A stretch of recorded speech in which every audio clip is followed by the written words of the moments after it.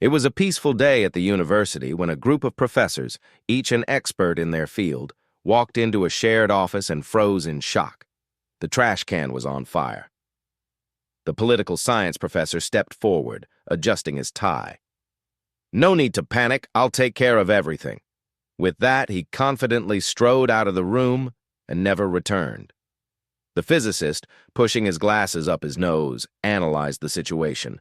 "We must place the trash can in the fridge. By lowering the temperature below the ignition point, the fire will extinguish itself." The chemist scoffed. "Ridiculous! The logical solution is to cover the can, depriving the fire of oxygen. No reactants, no fire." The law professor raised a hand. "Hold on, everyone. Before we proceed, let's not jump to conclusions. Has anyone actually proven that the trash can is on fire? We must first establish causation and intent." Just as the argument was reaching its peak, they turned to find the statistician racing around the room, setting everything else on fire. "What the heck are you doing?" they all screamed in unison. The statistician grinned. "Getting a proper sample size." 3 skilled technicians applied for a job at the local telephone company. After reviewing their resumes, the hiring manager was impressed. "You 3 look great on paper," he said, "but I need to see if you've got what it takes in the field. So here's the deal. I'm giving you 1 day to set as many telephone poles as you can. Come back tomorrow and report your numbers." The 3 men nodded and headed out to work. The next day, they returned to the office, dirt-streaked but eager to report their results. The boss turned to the first guy. "How many did you set?" 13, the man said proudly. "Wow, 13. That's impressive," the boss exclaimed. He turned to the second guy. "And you?" 9, he admitted. "Well," the boss nodded. "Not as good as the first guy, but still respectable." Finally, he turned to the third candidate, a blonde-haired technician who stood confidently with his arms crossed. "How about you?" the boss asked. The man puffed out his chest. 2. The room fell silent. 2? The boss stared at him in disbelief. "That's it? What on earth were you doing all day?" The man rolled his eyes. "Look, I didn't want to say anything, but honestly, those other guys, they only put theirs halfway in the ground." A wealthy Texan was in London for business and decided to see the city before heading home. Hopping into a taxi, he asked the driver to show him the sights. As they drove through the city, they passed Big Ben. "That's Big Ben," the driver said proudly. "Took 15 years to build." The Texan scoffed. 15 years? Back in Texas, we'd build something twice as big in half the time. A little while later, they passed Tower Bridge. "This beauty was completed in just 8 years, the driver noted. 8 years? The Texan snorted. "In Texas, we'd have built a much bigger bridge in just a year or 2. The tour continued, and soon they passed Buckingham Palace. The Texan, noticing the grand building, pointed and asked, "What's that then? I suppose it must have taken you Brits 100 years to build." The cab driver glanced at the palace, shrugged, and said, "No idea, mate. Wasn't here yesterday." Late one night, a burglar crept into a museum, carefully sneaking past the security cameras and alarm systems. As he approached the main exhibit hall, he spotted the lone security guard sitting on a bench, his face buried in his hands. The burglar paused. Something was wrong. "I can't believe it," the guard muttered between sobs. 10 years working here and no one even remembered my birthday. No thank yous, no appreciation, just longer hours and more work. I can't do this anymore." The burglar had a golden opportunity. He could slip right past and make off with priceless artifacts. But as he watched the heartbroken guard, something in him stirred. With a sigh, the burglar turned away from his heist and stormed down the hallway. Reaching the museum director's office, he kicked open the door. Inside, the director, the head of HR, and the chief of security were in the middle of a meeting. They jumped in shock. "What on earth are you doing here?" the director bellowed. "How did you get past the guard?" The burglar crossed his arms and glared at them. "Gentlemen," he said, shaking his head, "I'm afraid you've let your guard down." At the turn of the 20th century, Mrs. Eleanor Whitmore, a distinguished lady of high society, stormed into the employment office with a look of sheer desperation. "I need a maid, now!" she declared, fanning herself dramatically. "I'm hosting a dinner party tonight, and my maid had the audacity to quit this morning." The agency clerk sighed, pushing his spectacles up his nose. "Madam, the only help available at the moment are the Irish girls fresh off the boat. They're eager but untrained." Mrs. Whitmore tapped her foot impatiently. "I'll train her myself. Just send me someone." From the corner, a timid, red-haired girl stepped forward. "I'll go, sir," she said in a thick Irish brogue. "I'll work hard, I promise." "Excellent. What's your name?" "Molly, ma'am." That evening, the grand dinner party unfolded with all the pomp and elegance expected in the Whitmore household. Though Molly was untrained, she proved to be a fast learner, bustling about, serving guests with a bright, eager smile. Mrs. Whitmore noticed that every so often some of her guests would mysteriously vanish upstairs, but she was too preoccupied to investigate. By the night's end, Mrs. Whitmore sighed in relief. Disaster averted. Molly had done well. The next morning, while making her rounds, Mrs. Whitmore spotted Molly standing motionless in one of the guest rooms, staring intently at the bed. Curious, she stepped inside. Molly didn't move. She was transfixed by something lying on the freshly made bed. Mrs. Whitmore followed her gaze, and then her face went scarlet. There, in plain sight, was a used condom. Flustered, she forced a laugh. "Oh, Molly, surely you've seen these before in Ireland." Molly swallowed hard and nodded. "Aye, ma'am, we have 'em in Ireland." Then, with wide eyes, she added, "But we don't skin 'em." Deep in a hidden corner of Las Vegas, far from the flashing lights and human gamblers, a secret poker game was in full swing. The players? A motley crew of animals, each as cunning and competitive as any high-stakes gambler. Tensions were rising, accusations were flying, and chips weren't the only thing at stake. The lion squinted across the table at the cheetah. "I saw that! Stop glancing at my cards! You're a cheetah!" The cheetah scoffed, flicking his tail. "Oh, please, you're one to talk. You're a lion." The warthog snorted, rolling his eyes. "You two are so busy arguing, you're ignoring the real problem here. The guy with the super long nose who's been sucking up cards when nobody's looking." All eyes turned to the elephant, who had the grace to look slightly guilty.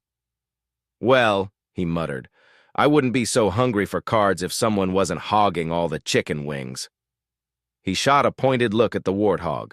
The warthog slammed his hoof on the table. "Oh, real nice. Maybe you should talk to the guy who thinks eating them will make him fly." The ostrich looked up from his pile of half-eaten wings. "Hey, you can't talk. You snort your winnings right off the table." The monkey, sitting nearby, groaned. "Can we also talk about the fact that somebody ate all the bananas?" The animals all turned to him. The monkey shrugged, peeling the last banana he had stashed in his fur. "Give me a break! They fixed all the bugs in the slot machines. How else am I supposed to get my dinner protein?" The giraffe leaned down with a smirk. "Why don't you just do what I do? Steal leftovers from random plates. You just lean over." Across the table, the dog, who had been silently observing the madness, let out a long, exhausted sigh. He pushed his cards away, shaking his head. "You know what?" he muttered. "I knew I should have played with my usual crowd." For 1,000 years, the land had suffered under the ceaseless war of the 4 great witch covens, the witches of the mountains, the deserts, the forests, and the seas. They cursed the skies, tainted the rivers, and wove hexes so potent that even the seasons trembled in their wake. But at last, after centuries of destruction, they reached an agreement. There would be a gathering, a final meeting in neutral ground. Either peace would be struck, or the world would end in a storm of magic and blood. The sea witches arrived first. The ocean itself obeyed their call, surging forth in a towering tidal wave that crashed violently onto the shore, depositing them onto the land like royalty descending from a chariot of water. The air smelled of salt and sorcery. Then came the mountain witches. They rode upon storm clouds, their spectral steeds of vapor galloping down from the peaks, crackling with lightning. Thunder boomed in their wake, and a blizzard raged behind them, dusting the earth with ice as they descended. The forest witches emerged in silence. The earth trembled as ancient roots slithered forth, coiling around the meeting place. Slowly, the roots twisted and contorted into humanoid figures, bark and vine giving way to flesh and fabric. A furious whirlwind of leaves swirled around them as they took their final forms. The assembled witches turned toward the horizon, waiting for the arrival of the sand witches. The ground quivered, the wind stirred, the tension in the air was thick. Then, with a sputtering engine and the beep of a reversing alarm, the sand witches arrived, in a catering truck. An Italian, a Scotsman, and a Thai man were hired to work on a construction site. On their first day, the foreman gathered them in front of a massive pile of sand and assigned their tasks. Pointing at the big, burly Scotsman, he said, "You're in charge of shoveling." Then, turning to the slightly smaller but still strong Italian, he said, "You're in charge of sweeping." Finally, he looked at the Thai man and said, "And you're in charge of supplies." Satisfied with his assignments, the foreman clapped his hands. "Now, I have to step out for a while. I expect you men to make a real dent in that pile of sand by the time I get back." With that, he left. A couple of hours later, the foreman returned, and to his frustration, the pile of sand was completely untouched. He turned to the Italian. "Why haven't you swept anything?" The Italian threw up his hands. "I no have no broom. You say to the Thai guy was in charge of supplies, but he disappear. I look everywhere, no kinda find him." The foreman gritted his teeth and turned to the Scotsman. "And you? Why didn't you start shoveling?" The Scotsman crossed his arms and shook his head. "Aye, you telt me tay shovel, but I couldn't find a shovel. You pit on we Thai manny in charge of supplies, but I couldn't fin him nowhere." Now, fuming, the foreman stomped toward the giant mound of sand, determined to find the missing Thai worker. Just as he got close, the Thai man suddenly leaped out from behind the sand, throwing his arms in the air and shouting, "Supplies!" One evening, a monocle strolls into a bar, gleaming under the warm lights. Feeling sophisticated and in the mood for a good time, he hops onto a bar stool and orders a few drinks. As the night goes on, the liquor works its magic, and the monocle starts to feel pretty good, maybe a little too good. His coordination isn't what it used to be. He reaches for a cigarette, but before he can light it, the bartender raises a hand. "Sorry, buddy, no smoking inside. City ordinance. You'll have to step outside." The monocle sighs, nods in understanding, and carefully slides off the bar stool. With his cigarettes in hand, he makes his way toward the door. Just as he's about to leave, the bathroom door swings open, and out comes another monocle, adjusting himself after a fresh polish.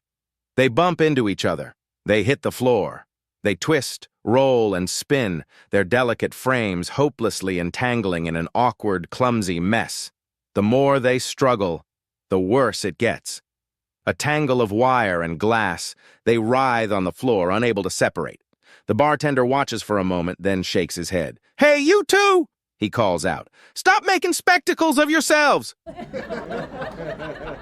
A husband and wife were enjoying a romantic evening at a luxurious 5-star restaurant. The ambiance was perfect. Soft candlelight, gentle music, and the enticing aroma of gourmet dishes filling the air. As their food arrived, the husband eagerly picked up his fork. "Our food has arrived, let's eat," he said, ready to dig in.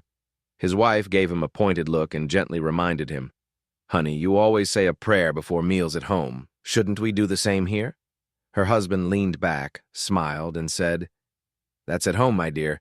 Here, the chef actually knows how to cook." Raj was finally ready to get married, and as tradition dictated, his parents carefully selected 3 suitable brides for him to meet. To give each a fair chance, Raj went on a couple of dates with all 3.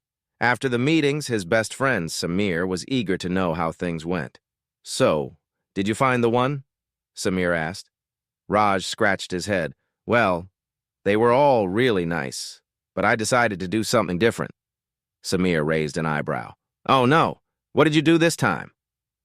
"I gave each of them ours, 50,000, and told them to surprise me when we met after a week." Samir sighed. "That's unconventional, but okay, what happened?" Raj grinned.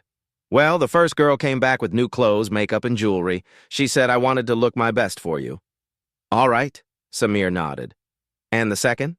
"She handed me a brand new watch and said, It was your money, so I wanted to buy something special for you. Thoughtful. Samir leaned in. And the third? Raj's grin widened. She didn't bring anything but told me she had opened an investment account to grow the money for our future together. Samir's eyes widened. Wow, smart and responsible. So, which one are you marrying? Raj took a deep breath and said, the one with the big boobs. Jack, 92, and Jill, 89, were over the moon about their decision to get married. Love had found them late in life, but that didn't make it any less exciting. As they strolled hand in hand through the charming streets of Nelson, they chatted about wedding plans. We should probably start thinking about a registry, Jill mused. Jack nodded thoughtfully. Just then, they passed a local chemist. He stopped and grinned. Perfect. Let's go in. Jill raised an eyebrow. The pharmacy? Trust me, Jack said with a wink. Inside, Jack walked straight up to the counter and addressed the pharmacist. Are you the owner?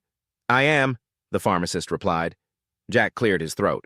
Well, we're about to get married and we've got a few questions. Do you sell heart medication? Of course, the pharmacist said. How about medicine for circulation? All kinds. Rheumatism? Definitely. Suppositories? You bet. Jack continued, his list growing longer with each question.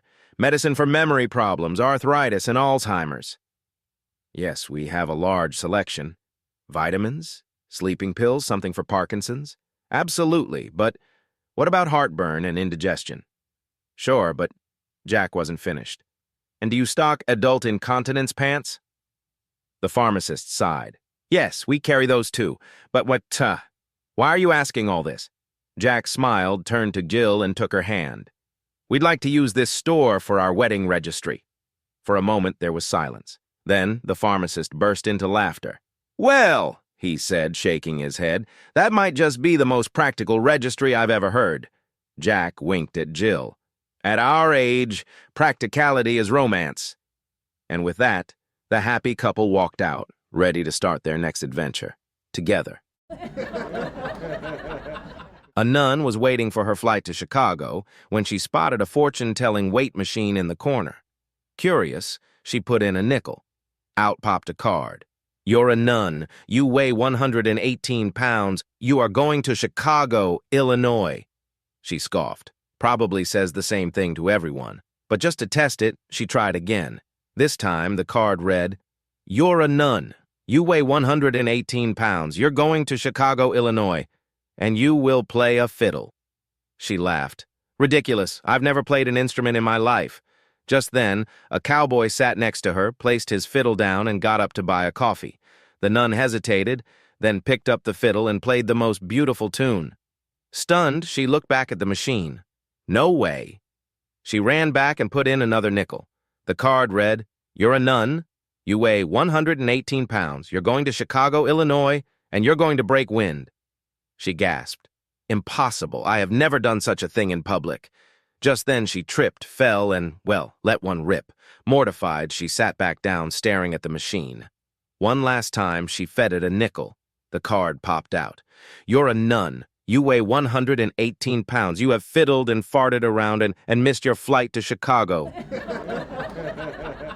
3 writers, Sam, Pete, and Chuck, were attending a writing convention and booked a room on the 75th floor of a hotel. When they returned from the convention, the receptionist greeted them with bad news. I'm terribly sorry, but the elevator is out of order. You'll have to take the stairs. To make the long climb less painful, they came up with a plan. Sam, who wrote funny stories, would entertain them from floors 1 to 25. Pete, who wrote scary stories, would spook them from 26 to 50. Chuck, a writer of tragic tales, would share his saddest stories from 51 to 75. With the plan set, they started the climb. Sam went first, cracking jokes and telling hilarious tales. By the 25th floor, Pete and Chuck were in stitches, gasping for breath from both laughter and exhaustion. Then Pete took over, spinning terrifying horror stories.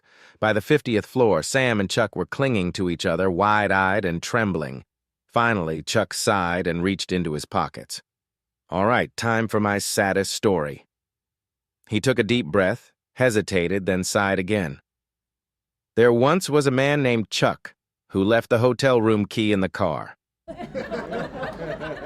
One day, I unexpectedly ran into my wife's ex at a coffee shop. With a smug grin, he leaned in and asked, "So how do you like that used woman?" Without missing a beat, I sipped my coffee, looked him straight in the eye, and said, "It's not too bad, once you get past the used part." A family, father, mother, and son, headed to the beach on a scorching summer day, excited for some fun in the sun. But as soon as they arrived, they spotted a black flag fluttering in the breeze, a clear warning not to enter the water. The boy's face fell. "Can we go in anyway?" he begged. His mother shook her head. "No, it's too dangerous." So they settled on the sand, building castles and basking in the heat. After a while, the father stretched and sighed. "This is boring. I'm going in. The sea can't be that dangerous." Before his wife could protest, he was already wading in. The boy watched in confusion. "Mom, why does Dad get to go in, but I don't?" His mother smiled patiently. "Because you and Dad are different. There are things he can do that you can't." "Like what? Because he's a great swimmer?" "Not really." "Because he's big and strong?" "Nope." The boy frowned. "Then why does he get to go in and not me?" His mother patted his head and said matter-of-factly, "Because Daddy has life insurance." One evening, a father sat his son down for a serious talk about the importance of a good education. "Son," he said, adjusting his glasses, "a man with a college degree has a significant advantage over one without." The boy, curious as ever, tilted his head. "But Dad, what's the real difference? Can't they do the same job?" His father chuckled. "Oh, they certainly can. But the outcome will be very different." "How so?" the son asked. The father leaned in, lowering his voice as if revealing a great secret. "Well, if you rob a man without a college degree, you'll be arrested, prosecuted, and thrown in jail." The boy's eyes widened. "And what if I rob someone after I get a degree?" His father smirked. "Then, my son, they'll call you Special Agent of the IRS. It was a typical day in first grade, and the teacher decided to have a little fun with her students. "All right, class," she said with a warm smile. "I want each of you to tell me what your parents do for a living." The kids eagerly raised their hands, sharing all sorts of responses. Some described their parents' jobs in great detail, while others struggled, offering only vague descriptions. Then, it was little Johnny's turn. He stood up confidently and declared, "My dad cuts people in half." The classroom went silent. The teacher raised an eyebrow but smiled, assuming it was just Johnny being Johnny. "Oh, really?" she asked. "You mean he's a magician?" Johnny shrugged. "I don't know." The teacher chuckled. "Or maybe he's a surgeon?" "I don't know," Johnny repeated, completely unfazed. The teacher, now thoroughly puzzled, leaned forward. "Then why do you think he cuts people in half?" Johnny crossed his arms and sighed, as if the answer was obvious. "Well, I have 2 half-brothers and 3 half-sisters." It was Thanksgiving night, and a loving couple had invited their entire family over for a warm and joyful holiday meal. The house was filled with chatter, the aroma of delicious dishes, and the usual family dynamics, especially from the mother-in-law. As everyone arrived, there was one problem. The couple's children were running late. "Ugh," the mother-in-law grumbled, crossing her arms. "Your children always late." Eventually, the last of the family trickled in, and they all gathered around the beautifully set table. As expected, the mother-in-law insisted on sitting at the head of the table. No one had the energy to argue. Minutes passed, and her patience wore thin. She tapped her fingers against the table and sighed dramatically. "Ugh, what's with the food here? Why is it always late?" A few moments later, the couple finally emerged from the kitchen, carrying a feast they had spent hours preparing, mostly cooked by the wife. Everyone dug in, enjoying the meal as conversation and laughter filled the room. Just as they were savoring the main course, the mother-in-law dabbed her mouth with a napkin and abruptly pushed her chair back. "I better start clearing the dishes," she announced. "At least we can move on to dessert on time." No sooner had she stood up than the large wall clock hanging above the table came loose. With a thunderous crash, it plummeted straight down, smashing her chair into splinters, missing her by mere inches. A stunned silence fell over the room. Everyone stared at the shattered chair, their mouths agape. Then, in a low mumble, the wife muttered just loud enough to be heard, This clock, always late. One November afternoon, I picked up my daughter from kindergarten. She bounced into the car, her little face beaming with excitement. "Guess what we learned today?" she announced. "What's that?" I asked. "Boys are different from girls," she declared proudly. I glanced at her in the rearview mirror, already bracing myself. "Oh, what did your teacher say?" "She told us that boys have a thing and girls don't." "Well, yes, technically true." I nodded cautiously. Silence settled for a moment before she continued. "That's how girls know a boy is a boy, so, 'cause they see that thing that hangs down." Okay, now I was officially sweating. "Uh-huh," I said, trying to sound unfazed. Then she hit me with another one. "And did you know that when boys see a girl, they puff up?" I gripped the steering wheel a little tighter. Well, she wasn't done. "Why do girls like boys with those things?" I opened my mouth, but no words came out. I mean, what woman hasn't asked herself that question at least once? Before I could answer, she confidently supplied her own. "It's 'cause it moves when they walk, and then girls see it and know he's a boy, and then the boy sees the girl and he puffs up, and then they get married, and then—" She paused for dramatic effect. "They get cooked." Wait, what? Now I was the one confused, but before I could untangle my thoughts, she pulled out a paper from her school bag. "I drew a picture. Want to see?" I wasn't sure I did, but I looked anyway. And then I lost it. There, in crayon, was a majestic turkey. His snood, the floppy thing hanging over his beak, was long and proud. His tail feathers were fanned out magnificently. She looked a little offended as I gasped for air between laughs, tears running down my face. But when I told her I loved her drawing, and I really did, she forgave me. That was the end of it. For her. But for me, every Thanksgiving, I remember that conversation. And honestly, I haven't looked at a turkey or a man the same way since. During World War II, Colonel Reichman, an interrogation specialist for the German army, was strolling through a small Swiss village when he spotted a quaint little shop selling clocks and watches. Curious, he stepped inside. The shopkeeper, a sharp-eyed Swiss woman, immediately recognized him. She greeted him politely. "Guten Tag, Colonel. How may I assist you?" Reichman looked around before pointing outside. "Fraulein, you have many fine clocks and watches, but the one I want is that big grandfather clock above your door?" The shopkeeper shook her head. "Nein, Colonel, I am sorry. That clock is not for sale. It is a showpiece of the shop." Reichman scowled. "Fraulein, do not play games. You know who I am." "Ven, I say I want that clock. You give me the bloody clock." She sighed. "But, Colonel, why would you even want it? The clock is broken."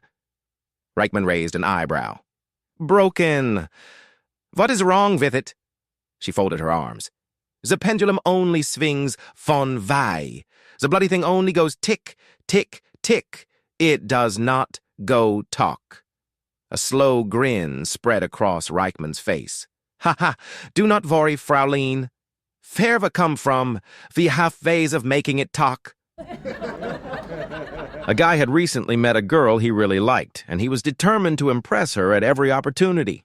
One night they were at a Rolling Stones concert. During the show, the guy excused himself, but instead of heading to the bathroom, he slipped backstage and found Mick Jagger getting ready.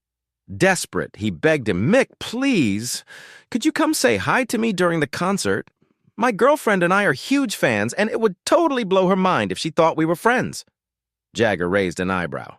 I don't know, mate. I'm a bit busy." "Please, Mr. Jagger, just this once, and I swear I'll never bother you again." With a sigh, Jagger finally agreed. "All right, fine, if it gets you out of my hair." Later, during a break between songs, Jagger stepped off the stage and made his way through the crowd. He walked right up to the guy and said with a big smile, "Hey, man. Long time no see. How have you been?" The guy barely glanced at him, waved dismissively, and groaned, "Oh, Mick, can't you see I'm talking to my girlfriend?" George came home from university in tears. "Mom, am I adopted?" his mother gasped. "Of course not. Why would you even think that? With shaking hands, George showed her his genealogy DNA test results. No match to any of his relatives, but strong matches to a family on the other side of the city. Shocked, his mother immediately called her husband. "Honey, George took a DNA test, and I don't know how to say this. He might not be our son." Her husband barely reacted. "Well, obviously." She froze. "What do you mean, obviously?" He sighed. "Come on, don't you remember? That first night in the hospital, the baby wouldn't stop crying, screaming nonstop, and you turned to me and said, 'For heaven's sake, can't you just change him?'" He grinned. "So I did, and I'd say I picked a good one."